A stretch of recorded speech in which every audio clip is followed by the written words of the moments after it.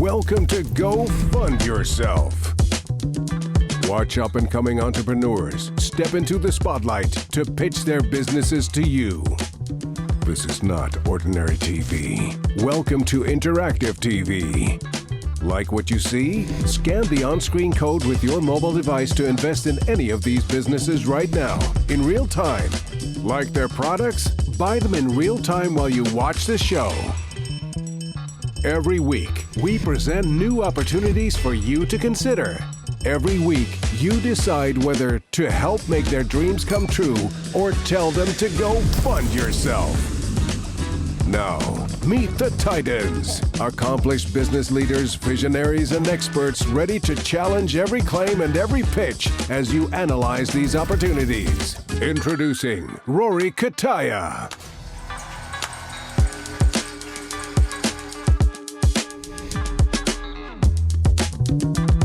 Jason Waller.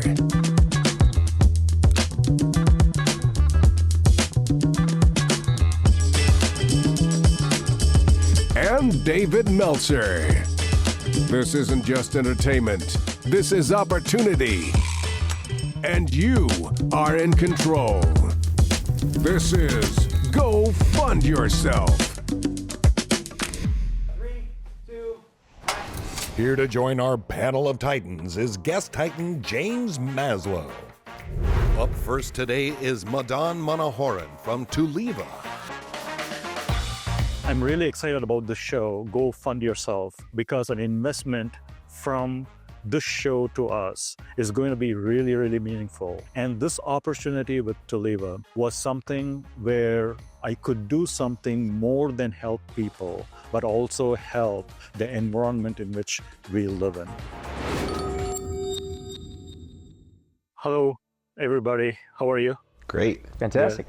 My name is Madan Manoharan. I am the CEO of Tuleva. We are a clean energy materials company. We have the world's first process that can extract lithium, aluminum, and silicon all from one ore. And we do it in a very environmentally friendly way and also at the lowest cost point. Computer chips are made out of silicon. Batteries need lithium. And to power these two requires a lot of electricity. But you need to transmit that generated power from where it is generated to where it is consumed. And that transmission lines are aluminum. The need for these materials, lithium, aluminum, and silicon, are going to be much more in demand than it is currently today. So whoever produces these materials in a cost-effective manner and also in an environmentally friendly manner is going to win the game. And it's going to be Tuleva. When you say the first, is it the only?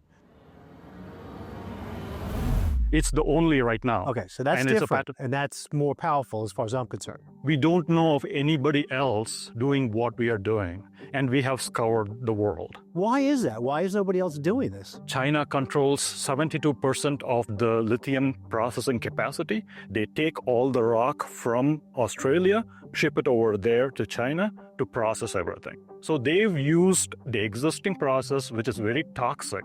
And their cost is high, about $12,500 per ton of lithium is what their cost is. Chile has the most dense lithium content in water. What they do is they put in evaporation ponds, evaporate everything. Pond evaporation takes about 6 months to 8 months to happen. It's a long process.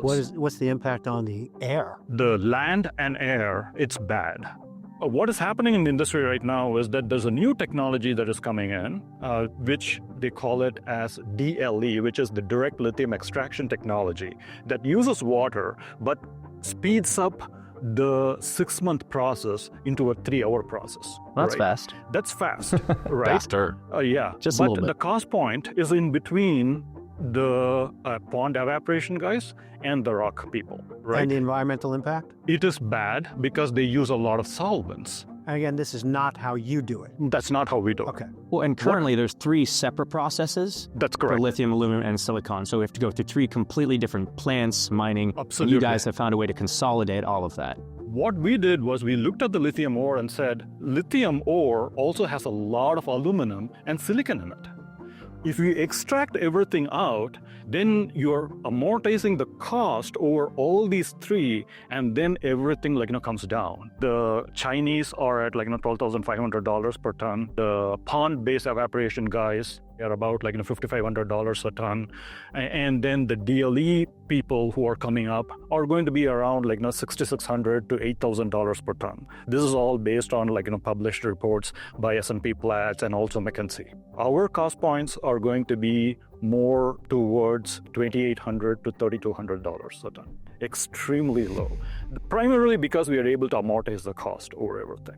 We take a different route to get to aluminum than the bauxite people.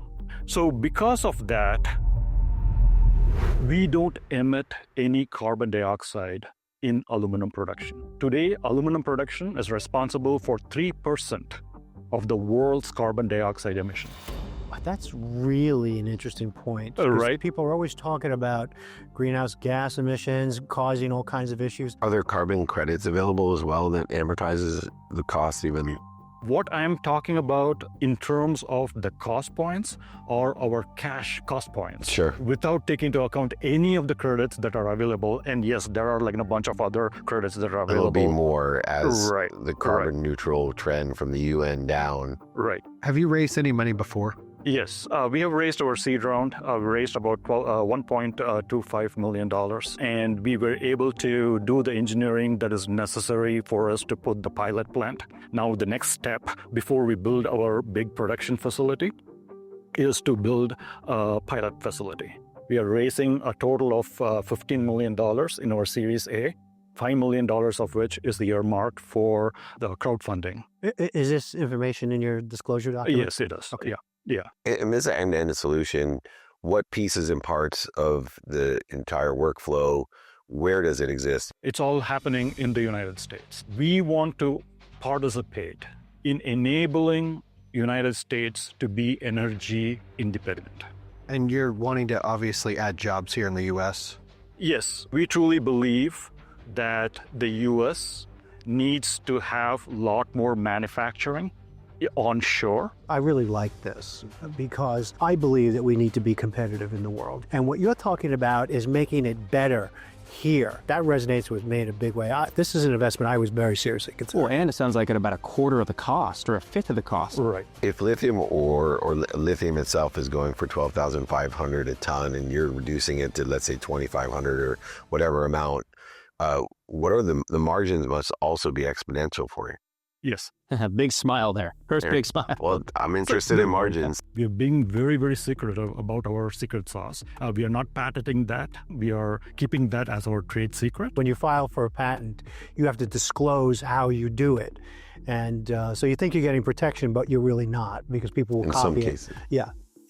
Absolutely. And so that's exactly right. Based on the advice from our patent counsel, we decided to keep our secret sauce a trade secret, but we are patenting other parts of it. How far along are you in the development of the technology that so that you could share your level of confidence that when you go into full production, it's going to work? The biggest risk for any industrial chemical facility is the scaling from the pilot capacity to the production capacity. What they usually do in the chemical industry is that they build something for the pilot, they go to the production, and then they redesign everything at a larger scale. So let's say it is capable of processing 2 tons an hour, right? We're going to perfect that in the pilot facility, right? Once we do that, when we go to the production facility, a 40-ton production facility, we are going to multiply this 20 times to get our capacity. That way, we have completely taken out the scaling risk on the process. The flip side of that is that we are going to spend a little bit more capital on the production facility. To me, at this time, that is a bet I will take any time because I want something to work. I like that approach a lot. We were cleaning up coal waste sites, and it worked amazing in the pilot program. It was incredible. And we went to scale it to clean up, like U.S. Steel's waste site was one of the projects we had. Didn't work. And we had to spend a lot of money and a lot of time getting it to work. I mean, you think about the potential of this scaling, right? The cost at which he can do this at, or says he can do this at, could eventually bring down the cost of goods in the United States. I mean, everything from cars to phones to TVs. And to me, you're providing jobs in the US, and you could long-term do this in a much more eco-friendly way and bring down the cost of goods. I mean, phenomenal concept.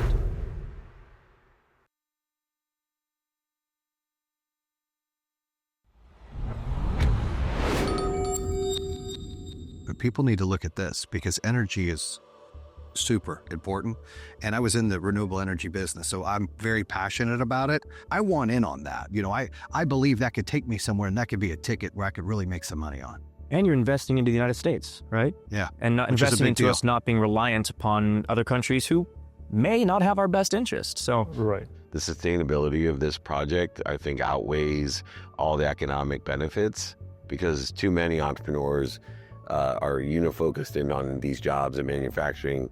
But if we don't have an earth that's sustainable for human beings, the manufacturing plants and all the technology wouldn't matter. So you're kind of covering all the areas for anyone in their priorities and their interests. And once again, all American, which is something that's super important that a lot of other entrepreneurs aren't focused in on today. well, and he touched on this as well, if I may, which is this is not taking away other jobs. It is not this or that. It is this and that. This is once in a generational project. It's not even once in a decade. It's once in a generational project. Look at what happened during the Industrial Revolution. This transition is a little bit different from other transitions because the other transition, the great transitions, focused only on people and mankind. This transition is focusing both on people, the society, and the world we live in. Each of those transition periods that you referred to were the greatest wealth creation opportunities for those generations. And I think that we are now in one, and I think it's important for people to recognize that and look for the opportunities like this that can be that kind of wealth creation opportunity that could last generations. I really applaud what you're doing. Thank you. Pleasure. This was an amazing experience. I was nervous going in because the Titans know what they're talking about. They asked really, really good questions. Thank you so much once again for the opportunity. I love what he was talking about doing something for America, building our own credibility in the world and not competing by imposition of tariffs. If we're not good enough, then we're not good enough. Let's be good enough. And this guy is saying we can be. And the other thing that he was talking about is making sure that the average person who would never, ever have an opportunity to invest in something like this, as groundbreaking as this, with such enormous potential, giving that kind of opportunity to the average person who can invest $100, that may turn into who knows what. That's what this whole show is about, is to give people that kind of opportunity. In companies like this, they would never, ever have that opportunity. Great stuff.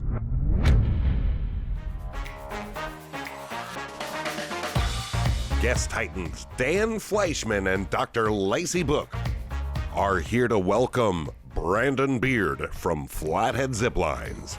I'm Brandon Beard, CEO of Flathead Ziplines and Adventures. And we're just excited to partner up with maybe hundreds, maybe thousands of people to get this project going, and they can make money for the life of the company. It's going to be pretty awesome.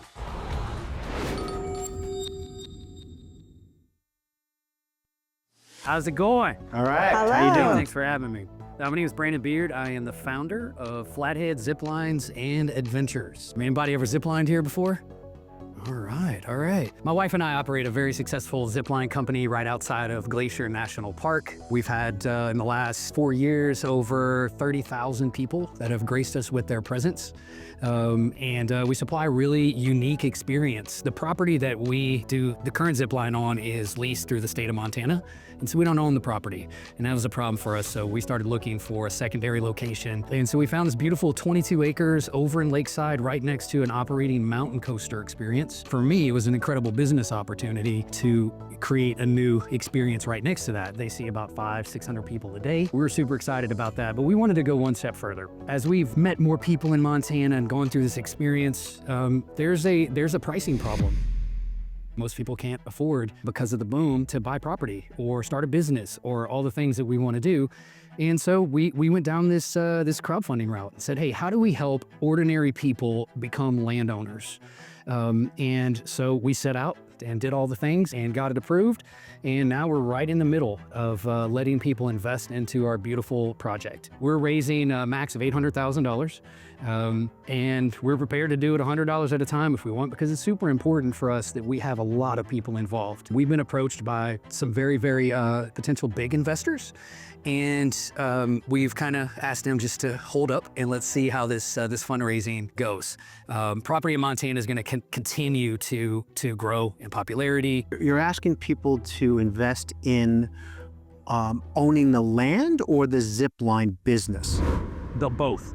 It was so interesting. I've invested a lot in Montana and Butte and of course Bozeman, Big Sky. And so I'm stuck because I was sitting here going, what questions could I ask to, at least elevate the awareness? Because this is, in my personal opinion, an outstanding way to participate in land and business ownership. First of all, is there a maximum investment? Because I can see people scanning the QR code and going, I'm gonna take $100,000.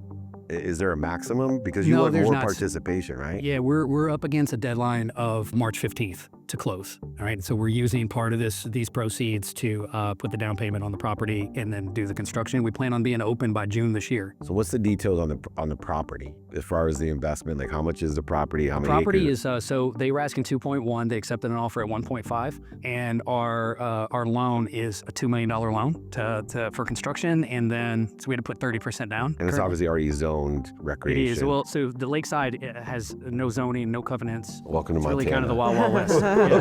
No pun intended. Currently. Welcome to the Wild We need to start West. building there. That's what we need to start doing. I wish. Yeah. Very few, I would say, middle-class Americans own property other than the ones maybe their houses sit on.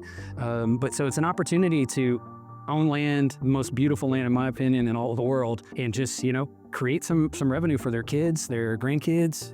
It's completely transferable. We're amazing operators. When we took over Glacier Ziplines, we've grown it by about 43%. And also we have a 4.99 rating for TripAdvisor. We're in the top 10% in the whole world and destinations to come experience, because we give them a kind of a Disney-like experience. We hire guides that are outgoing and fun. Is there more than zip lines on the property? Yeah, so our current plan is a 7-line zipline course. One of our zipline courses, we're aiming to be the fastest zipline in North America, which we have to reach over 100 miles per hour to hit that. Whoa. Hit that mark. Nice. And then we're doing a 51-element ropes course. I'm not sure if you're familiar with that, but it's in the trees. Kids get to play, and that's something we don't currently have at our other zipline. Our other zipline, we do about $500,000 a year in 4 months. In this one, even on the conservative side, year 2 we should hit 1.2 million. And That's just over the 4-month season? Yes, sir. We're also going to build an amphitheater there and have summer concerts. But the people that are buying in are still buying into the whole build out. So is there something to do that's a revenue generator in the rest of the year, the off season? Yeah, there is. But Montana in the winter, except for this year, it's extreme cold. And so there are some opportunities, but we would communicate that to shareholders and look for other opportunities to create revenue. But also 4 months of expense and 4 months of revenue. We run at about a 70% profit margin on operating that business model.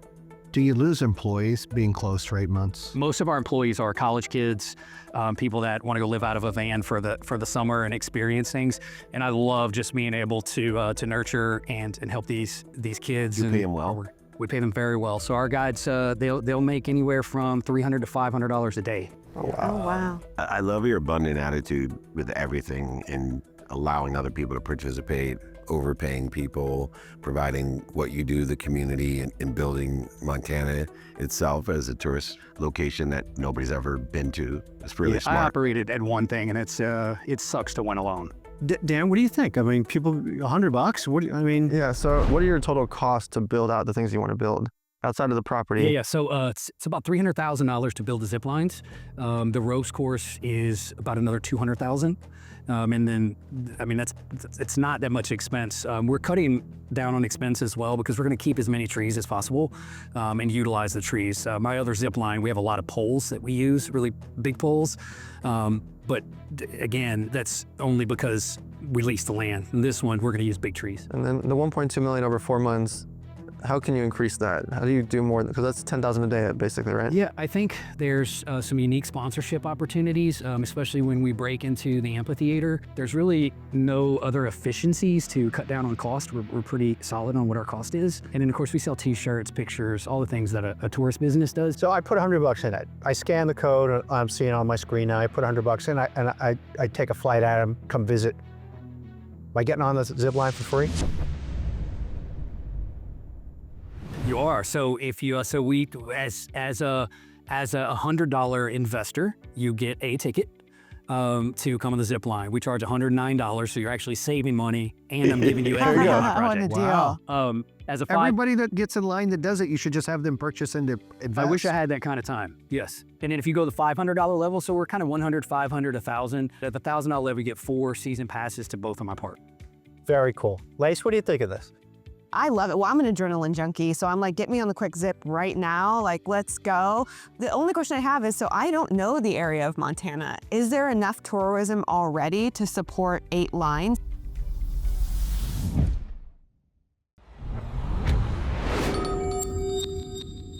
Is there enough tourism already to support 8 lines? Yeah, so here's a really cool number for you. 3.5 million visitors in a 4-month period to Kalispell, Montana, where we are right by Glacier National Park, going to Sun Road. You might know it if you haven't seen it. It'll change your life. I'm basing our revenue model on 70 people a day. What do you think you'll have per day? 130. Very conservative. I liked it. Yeah. Sounds like we got to plan a Titan road trip, guys. Yeah, I think so. Come on. I'll do the filming for There you $500. I like You it. got a whole new business model. Anything else that we should know? The deadline, March 15th. Excellent. Thank you. Thank you. Thank you so much. Just an amazing experience sitting with the Titans, and you can see everybody kind of perk up and they're excited. I mean, it's land ownership. It's a really fun adventure experience. It's making people's dreams come true. And I think they really, really got it. Something like what we're building is not about just the money, but also it's about helping other people and bringing people in that wouldn't be able to afford. And I think they really, really got it. That is my kind of deal because it's experienced, it's proven. He doesn't even have to market it because the people are already coming through for the other thing and driving through. I know the area. To me, it's a no-brainer. Owning a piece of that land, enormously valuable. So yeah, I think that's really solid. Really You cool. own it. Really cool. Yeah, it's great.